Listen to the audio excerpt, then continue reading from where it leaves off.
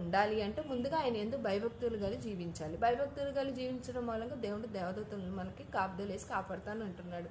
కుటుంబంలో కూడా మనం చక్కగా ఉన్నప్పుడు తల్లిదండ్రుల పట్ల బిడ్డలు భయపడుతూ ఎలా ఉంటారు అంటే అమ్మ నాన్న ఏమంటారు అని. అదే కనుక ఆ భయం అనేది లేకపోతే ఎవరిష్టం వచ్చినట్టు వాళ్ళు ఉంటారు కదండి.